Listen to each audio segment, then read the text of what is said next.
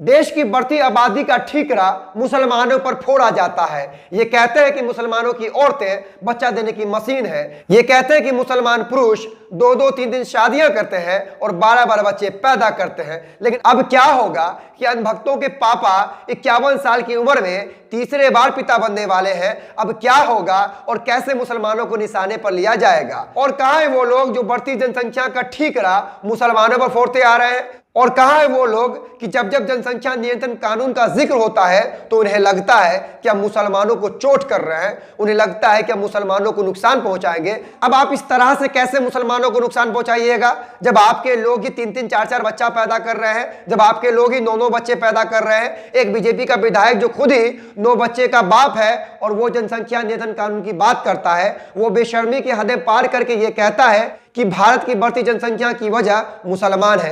कितना बेशर्म विधायक है बीजेपी का कि खुद 9 बच्चे का पिता बना हुआ है लेकिन बढ़ती जनसंख्या का ठीकरा मुसलमानों पर फोड़ रहा है। बात करते हैं रवि किशन की, जो बीजेपी का सांसद है, खुद 4 बच्चे का पिता है लेकिन जनसंख्या नियंत्रण कानून लाने की इतनी होड़ मची है कि लगातार उनके द्वारा बयान दी जाती है और खुद ही मूर्ख बनते रहते हैं। दोस्त, मैं बात कर रहा हूं बीजेपी सांसद मनोज तिवारी की। 51 साल की उम्र में तीसरी बार पिता बनने का सौभाग्य इनको प्राप्त होने वाला है दोस्तों, वो भी एक पत्नी से नहीं, 2-2 पत्नी से। अब अंधभक्त क्या करेंगे, उनके पिताजी तो तीसरी बार पिता बनने वाले हैं। दोस्तों, एक जरूरी बात बता दूं दोस्तों कि हमारे तरफ अभी नगर निकाय का चुनाव होने वाला है। उस चुनाव में अगर आप वार्ड पार्षद बनना चाहते हैं तो आपके पास 2 से ज्यादा बच्चे नहीं होने चाहिए। लेकिन बीजेपी के सांसद विधायकों के पास 4-4 बच्चे हैं, 9-9 बच्चे हैं, 3-3 बच्चे हैं, लेकिन वो सांसद बने बैठे हैं, लेकिन वो विधायक बने बैठे हैं। दोस्तों, यानी जो भी नियम कायदे हैं वो आम लोगों के लिए है।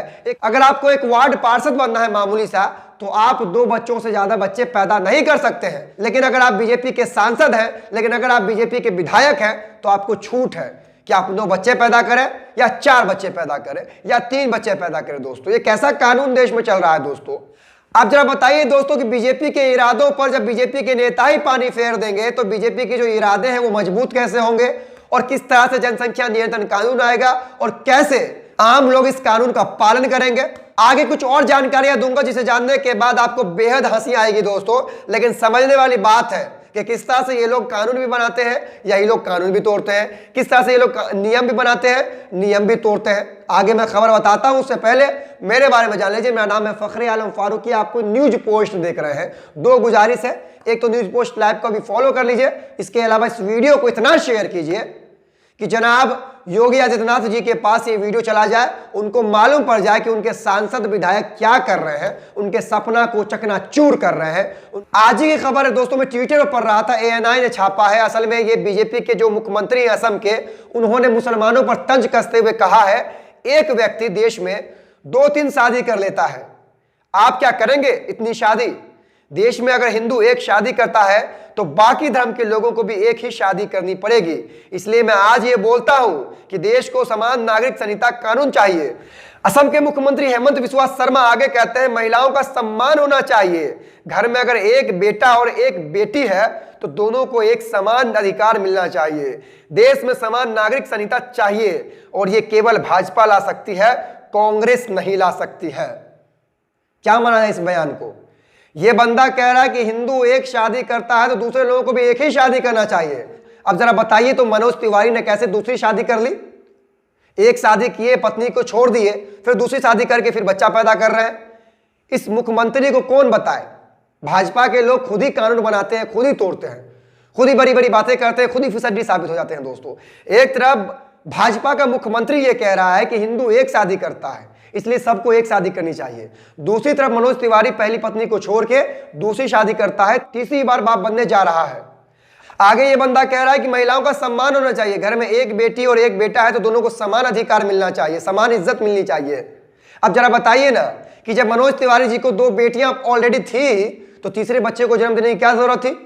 कहीं ऐसा तो नहीं बेटा की चाह में मनोज तिवारी लगातार बच्चे जन्मे जाएंगे? मुसलमानों की बढ़ती जनसंख्या पर सबकी नजर है, जबकि सच्चाई यह है कि लगातार मुसलमानों की जनसंख्या घटती जा रही है। और जो लोग जनसंख्या नियंत्रण कानून को आगे बढ़ा रहे हैं, दरअसल वही लोग जनसंख्या बढ़ाने में कोई कमी नहीं छोड़ रहे हैं। बात चाहे रवि किशन की करें जो 4 बच्चे के पिता है, या बात करें मनोज तिवारी की जो तीसरी बार पिता बनने जा रहे हैं, या बात करें बीजेपी के विधायक लल्लू वेश की जो 9 बच्चों के पिता है। भारत की विशाल आबादी के लिए मुसलमानों को जिम्मेदार ठहरा रहे हैं। घोषणा करते हैं कि हमारी नीति हम दो और हमारे दो थी, लेकिन क्या यह सफल रही? हिंदुओं को पुरुष नसबंदी कराने के लिए कहा गया था, लेकिन अन्य को स्वतंत्र छोड़ दिया गया। खुद 9 बच्चे के बाप बने बैठे हैं, ये कह रहे हैं कि हम दो हमारे दो। ये खुद 9 बच्चे के बाप बने बैठे हैं और कह रहे हैं कि पुरुष नसबंदी के लिए कहा गया था इन लोगों को। जब आपने नसबंदी करा ली तो 9 बच्चे कैसे पैदा कर लिए भाई? और हम दो हमारे दो, लेकिन यहां 9 दो।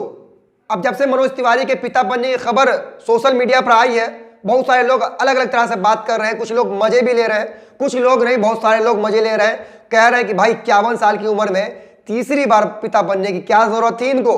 ये तो जनसंख्या नियंत्रण कानून की बड़ी पैरवी क्या करते थे, और इनका कहना है कि जल्दी से जल्दी जनसंख्या नियंत्रण कानून जो है बनना चाहिए, लेकिन अब यही खुद तीसरी बार पिता बनने जा रहे हैं। अब इस मामले पर ट्वीट करते हुए मजाकिया अंदाज में AIMIM के नेता नसर नवाब ने लिखा है, लो ये क्या घोर अपराध, बीजेपी जनसंख्या नियंत्रण कानून का उल्लंघन करता खुद बीजेपी का सांसद। वैसे तीसरी बार पिता बनने पर शुभकामनाएं। अब लोग तो बात करेंगे ही, बड़ी बड़ी बातें हो रही थी। एक वीडियो दिखाऊंगा इनका मैं, उस वीडियो में सुनिए किस तरह से ये कह रहे हैं कि जनसंख्या नियंत्रण कानून आना चाहिए, बढ़ती जनसंख्या देश के लिए जो है घातक है, लेकिन खुद अब तीसरी बार पिता बनने को तैयार है। भाई ऐसे कैसे चलेगा? आप करें तो संस्कार, दूसरे कर दिए तो अत्याचार। भाई ऐसा नहीं चलेगा तिवारी जी, ये सरासर गलत है। आप 3-3 बच्चे पैदा करें, उधर आपके रवि किशन जी 4-4 बच्चे पैदा करें, उधर आपके लल्लू वैश्य विधायक जी 9-9 बच्चे पैदा करें, लेकिन आप दूसरे को कहेंगे नहीं दो दो दो दो दो, बस दो ही। ये कैसे चलेगा? तिवारी जी ये गलत है, आपने ये सही नहीं किया। आपने योगी आदित्यनाथ, आपने असम के मुख्यमंत्री हेमंत बिस्वा शर्मा, आपने गिरिराज सिंह, तमाम लोगों के दिल को तोड़ दिया दोस्तों। इन लोगों को आपको जवाब देना पड़ेगा, इन लोगों को जवाब देना पड़ेगा। तिवारी जी आपने ये सही नहीं किया, आपने ये सही नहीं किया। हमारे यहां वार्ड पार्षद अगर आपको बनना है तो आप 2 से कम ही बच्चा पैदा कीजिए, लेकिन बीजेपी के सांसदों को, विधायकों को छूट है कि आप 9 कीजिए, 4 कीजिए, 3 कीजिए। फिलहाल इस वीडियो को खूब शेयर कीजिएगा। मिलते हैं अगले वीडियो में, तब तक के लिए बहुत शुक्रिया। हमारे भारत का एक क्षेत्रफल है, उस क्षेत्रफल के अनुसार हमारे संसाधन हैं, उन संसाधनों के अनुसार हमारी एक जनसंख्या का दायित्व होता है कि उसको कैसे हमें एक एक व्यक्ति का ध्यान रखना है।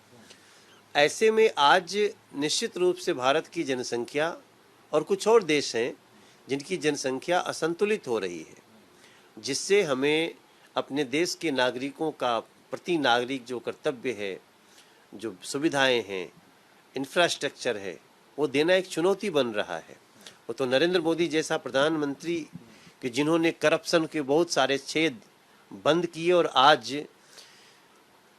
एक बहुत सकारात्मक पड़ाव पे ले आए हैं देश को। लेकिन भविष्य के लिए तो जनसंख्या नियंत्रण की बात बहुत ही आवश्यक है, मैं इसका समर्थन करता हूँ।